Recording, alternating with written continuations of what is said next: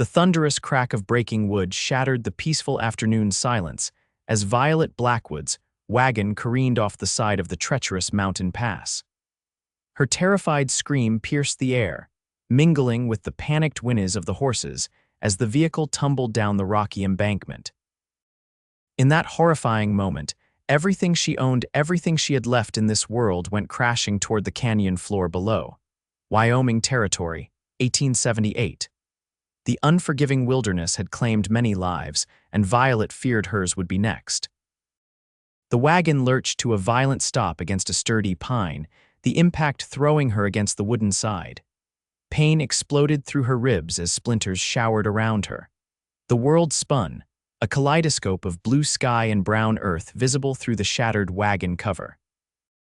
Her trunks had burst open, scattering her modest possessions, books, clothing, and the small keepsakes from her life back east across the rocky ground. Violet tried to move, but found herself pinned beneath the heavy wooden beam that had once supported the wagon's canvas top. Blood trickled down her face from a gash on her forehead, and each breath sent daggers of pain through her chest.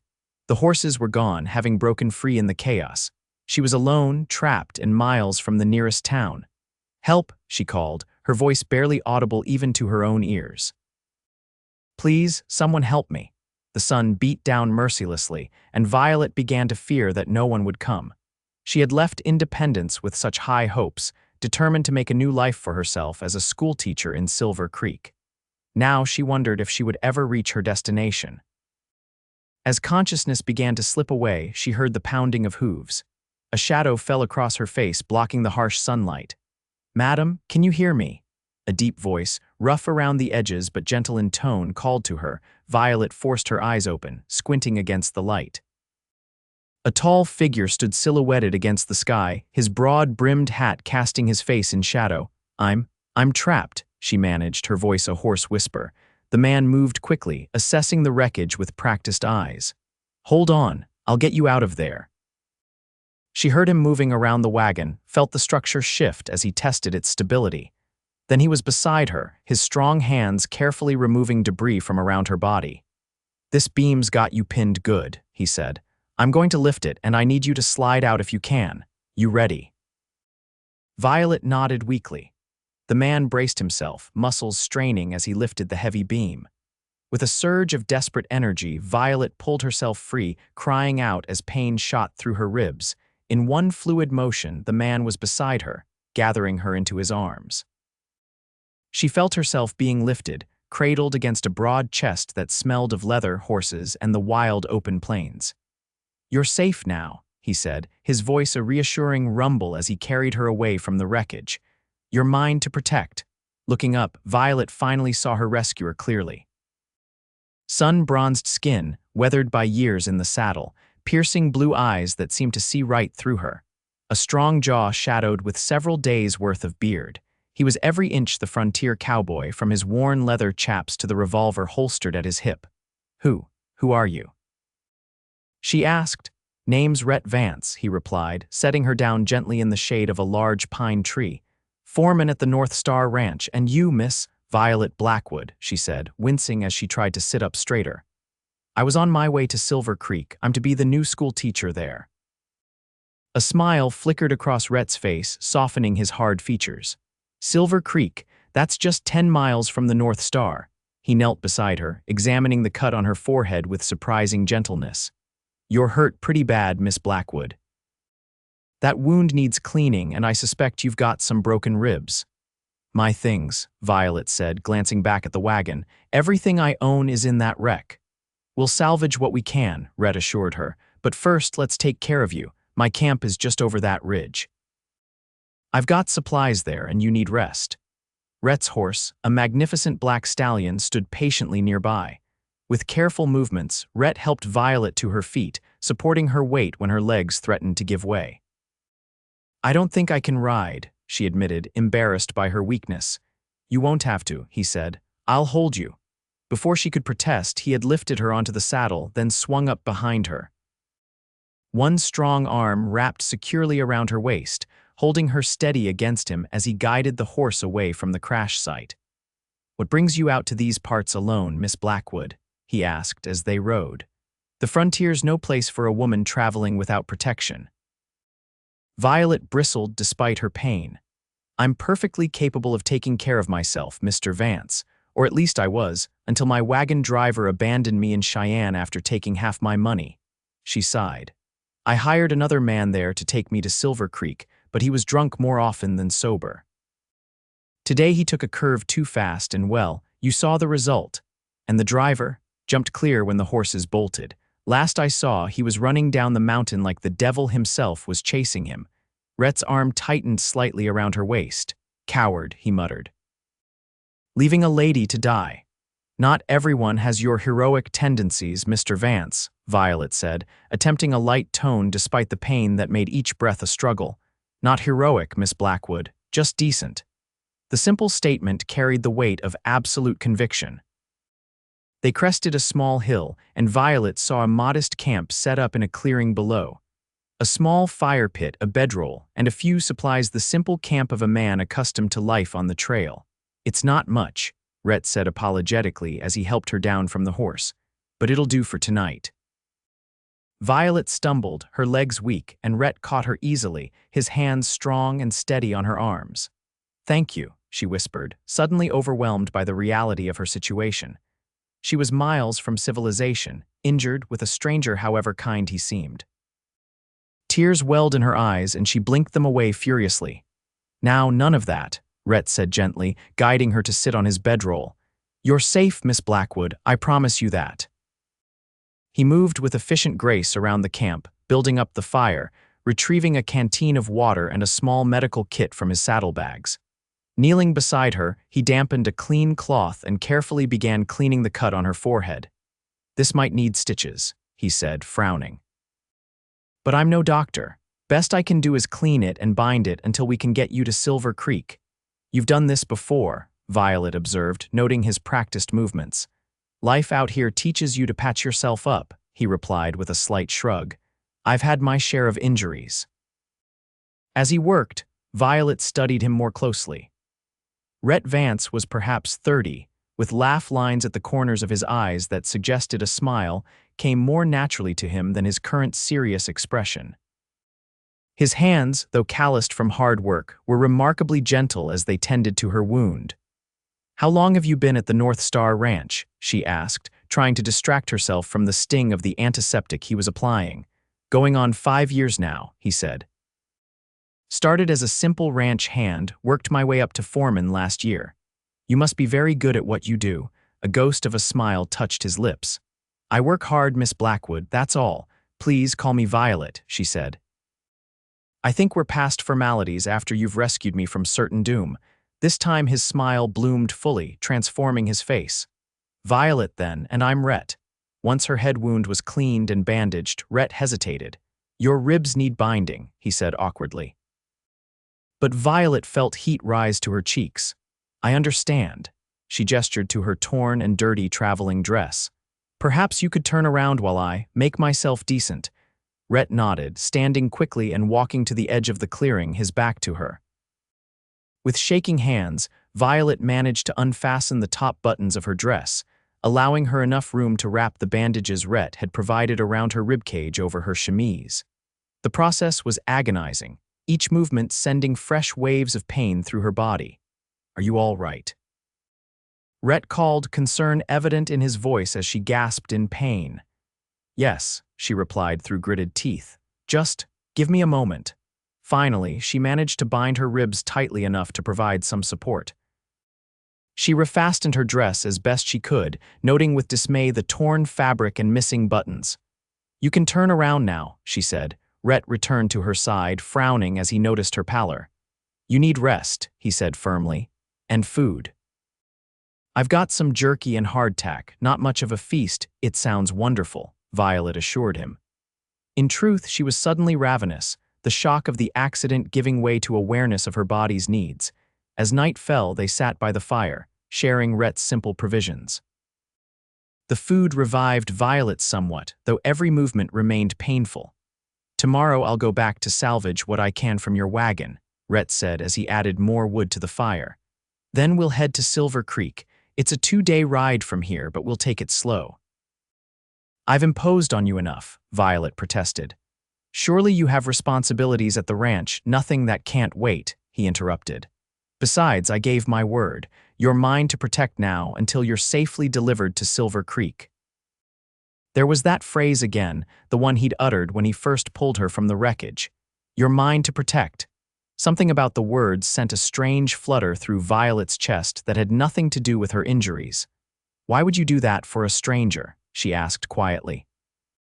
Rhett stared into the flames for a long moment before answering. My mother and sister traveled west when I was 16, he said finally. Their wagon train was attacked. No one survived. He looked up, meeting her gaze across the fire. I wasn't there to protect them. But I'm here now and I can protect you. The simple honesty in his words touched something deep within Violet. I'm sorry about your family, she said softly. He nodded once, accepting her sympathy. Get some sleep, Violet. You need to heal. Where will you sleep? She asked, suddenly realizing she was occupying his bedroll. I'll be fine, he assured her, gesturing to his saddle. Wouldn't be the first time I've used that as a pillow. Despite her exhaustion, sleep came fitfully to Violet that night. Pain kept her drifting in and out of consciousness, and whenever she woke, she found Rhett's watchful gaze upon her from his position across the fire. There was something profoundly comforting about his presence, this stranger who had sworn to protect her. Morning came with the cheerful songs of birds and the gentle rustling of leaves in the breeze. Violet opened her eyes to find Rhett already awake, tending to a small cook fire where a pot of coffee bubbled. Morning, he said, noticing her stirring. How are you feeling? Violet took mental inventory of her injuries. Like I've been trampled by a herd of cattle, she admitted, but I'll live thanks to you. Rhett brought her a tin cup of strong black coffee. Drink this, it'll help. The coffee was hot and bitter, but it chased away the fog of pain and exhaustion that clouded Violet's mind. As she sipped, Rhett outlined his plan for the day. I'll ride back to your wagon, see what can be salvaged. You stay here and rest. I shouldn't be gone more than a couple of hours. I'll come with you, Violet said, attempting to stand. A sharp stab of pain in her ribs had her gasping and sitting back down abruptly. Rhett raised an eyebrow. As I was saying, you'll stay here and rest. Violet wanted to argue, but she knew he was right. She was in no condition to ride, and the thought of seeing her belongings scattered across the mountainside was disheartening. Fine, she conceded. But please, if you find my trunk with the brass corners, it contains important papers and some personal items I'd hate to lose. I'll do my best, he promised, already preparing to leave. He left her with the canteen, some food, and his revolver just in case, he said, though they both knew she was unlikely to need it in this peaceful clearing. Alone, Violet took stock of her situation. Here she was, miles from civilization, injured with nothing but the clothes on her back. And yet, strangely, she wasn't afraid. Rhett Vance, with his quiet strength and unwavering sense of duty, had given her something she hadn't felt in a long time: security. Since her parents' deaths from influenza 3 years ago, Violet had been on her own. At 23, she had sold their modest home in Boston and used the money to secure a teaching position in the West, drawn by the promise of independence and the chance to build something new. Now that dream seemed in jeopardy. True to his word, Rhett returned a few hours later, his horse laden with several of Violet's trunks and bags. Your wagon's a complete loss, he reported as he unloaded her belongings. But I managed to recover most of your things. Found that brass-cornered trunk you mentioned. Relief washed over Violet. Thank you, you don't know what that means to me. I've got a fair idea, he said with a small smile. Found these too. He handed her a slightly battered stack of books, primers, and readers for her future students. Violet ran her fingers over the embossed covers. You saved my teaching materials. Figured Silver Creek needs its schoolteacher to have the proper tools, Rhett said with a shrug, as if his thoughtfulness was nothing remarkable.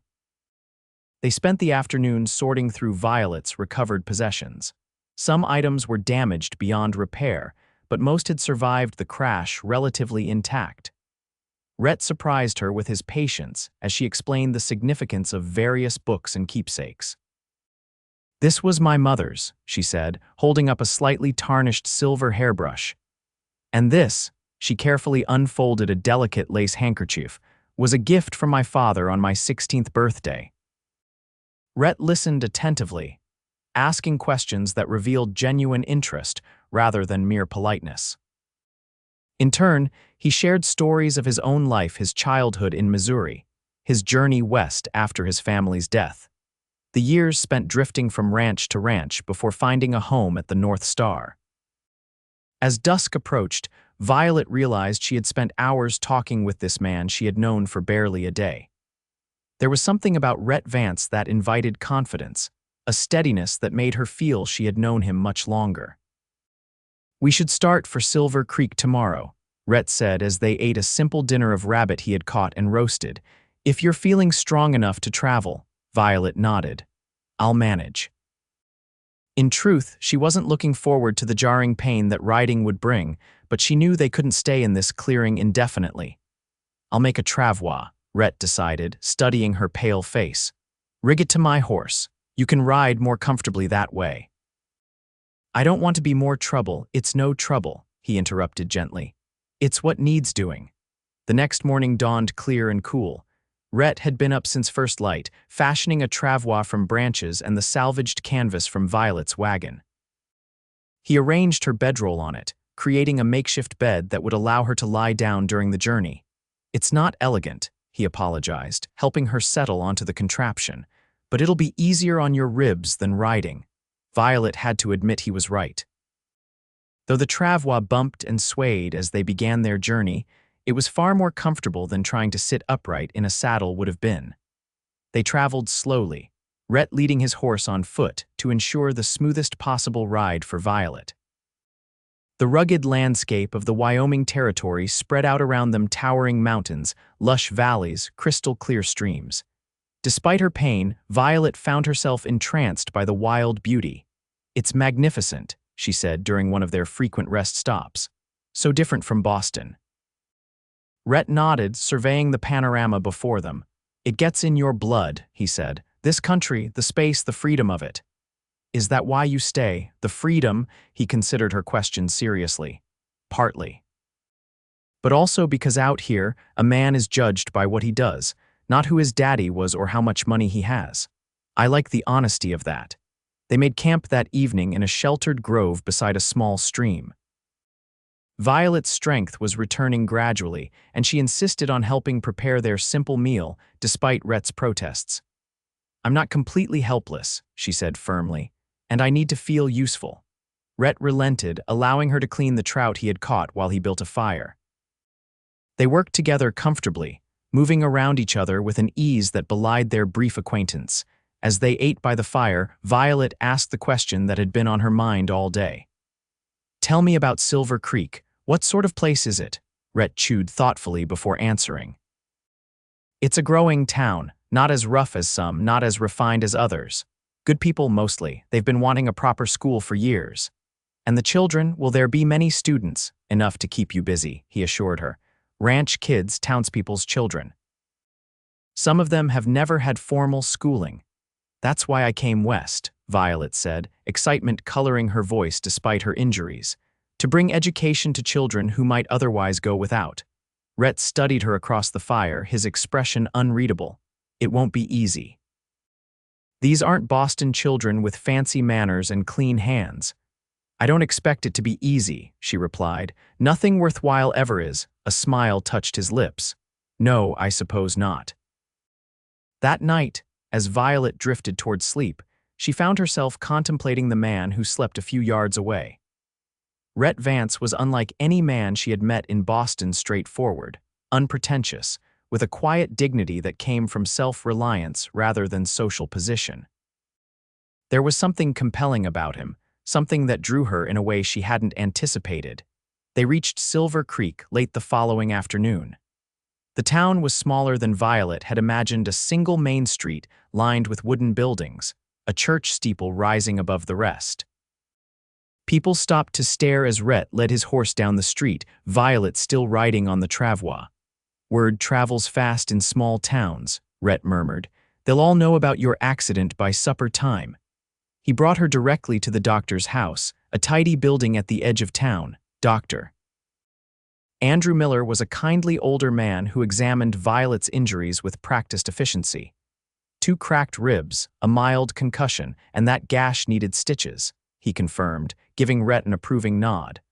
But you did a fine job with the initial care, Mr. Vance. She'll heal well enough. When can I start teaching? Violet asked anxiously. Dr. Miller chuckled. Eager, aren't you? Give yourself at least a week to recover. The school's waited this long, it can wait a bit longer. From the doctor's house, Rhett took Violet to the home of Martha Jenkins, the mayor's wife, who had agreed to board the new schoolteacher until more permanent arrangements could be made. Mrs. Jenkins was a plump, motherly woman who fussed over Violet immediately. You poor dear. What a terrible ordeal. But you're safe now, and we'll have you right as rain in no time. As Rhett brought in Violet's salvaged belongings, Mrs. Jenkins chattered about the town, the school, and the upcoming harvest festival. Violet nodded politely, but found her attention drawn repeatedly to Rhett as he moved silently in and out of the house. Finally, everything was settled. Violet sat in Mrs. Jenkins's comfortable parlor, a cup of tea in her hands, while Rhett stood awkwardly by the door. Well, he said, shifting his weight from one foot to the other. I reckon you're in good hands now. Violet set down her teacup and rose carefully, ignoring the twinge in her ribs. Mr. Vance, Rhett, I don't know how to thank you. You saved my life. He ducked his head, uncomfortable with her gratitude. Anyone would have done the same. No, she said firmly, not anyone. What you did was extraordinary and I won't forget it, Mrs. Jenkins, sensing the moment needed privacy, murmured something about checking on dinner and slipped from the room. When will you return to the North Star? Violet asked, suddenly reluctant to see him go. Tomorrow, I suppose, Rhett said. Mr. Jenkins has offered me a bed at the boarding house for tonight. Will you come to visit? The question slipped out before Violet could consider its propriety. Rhett looked up, surprise evident in his blue eyes. Would you want me to? Yes, she said simply, very much. A slow smile spread across his face, warming his features. Then I will. The North Star's business brings me to town regular enough. He stepped closer, taking her hand in his. The touch sent a flutter of warmth through Violet's chest. I meant what I said, Violet. You're mine to protect. That doesn't end just because we've reached Silver Creek. I'm glad, she whispered, looking up into his weathered face. In his eyes, she saw something that mirrored her own unexpected feelings, a connection, a possibility that neither of them had been looking for. Rhett visited 3 days later, bringing fresh flowers for her sick room and news from the surrounding countryside. His visits became regular, every few days at first, then more frequently as Violet's strength returned, and she began preparing for the opening of the school. 2 weeks after her arrival in Silver Creek, Violet taught her first class. 28 children of various ages filled the simple schoolhouse, their faces eager and curious. From the back of the room, Rhett watched with undisguised pride as she led the children through their first lessons. You're a natural teacher, he told her afterward as they walked slowly back to Mrs. Jenkins's house. Those children already adore you, Violet smiled, warmed by his praise. I love it. Even the McClintock twins, who seem determined to test my patience at every turn. Rhett laughed. Those two are famous for running off their last tutor, a city fellow who lasted all of 2 weeks before fleeing back east. Well, I'm made of sterner stuff, Violet declared. It'll take more than a few pranks to send me packing. I never doubted it, Rhett said softly. They paused at the gate to Mrs. Jenkins's garden. In the past weeks, something had grown between them, a tenderness, a deepening affection that neither had put into words. Violet, Rhett began, unusually hesitant. There's a dance Saturday next for the Harvest Festival. I was wondering if you might, that is, if you'd do me the honor. Yes, Violet interrupted, saving him from his fumbling proposal. I'd love to attend the dance with you, Rhett. The smile that lit his face was worth any amount of impropriety she might have shown by accepting so eagerly. The harvest dance was held in the town hall, decorated with autumn leaves and golden wheat sheaves. Violet wore her best dress, a deep blue that brought out the color of her eyes. When Rhett arrived to escort her, freshly shaved and wearing a clean shirt and string tie, Mrs. Jenkins declared they made the handsomest couple in Silver Creek. That night, As they danced together beneath paper lanterns, Violet felt a happiness she had never known before. Rhett moved with surprising grace for such a large man, guiding her carefully to avoid jarring her still healing ribs. "You're quite the dancer, Mr. Vance," she teased. "Where did a cowboy learn such refined steps?" "My mother insisted," he admitted with a grin.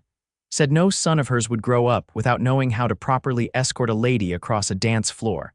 She would be proud of you," Violet said softly. Rhett's arms tightened around her slightly. "I'd like to think so." Later, as they walked beneath a canopy of stars, Rhett stopped suddenly and turned to face her. "Violet, I need to say something, and I'm not much good with words, so I'll just say it plain." He took a deep breath. "I'm falling in love with you. Have been since I pulled you from that wreckage and promised to protect you." Violet's heart soared at his declaration. "Rhett, let me finish," he said gently. "I know I'm just a cowboy with nothing much to offer an educated lady like yourself.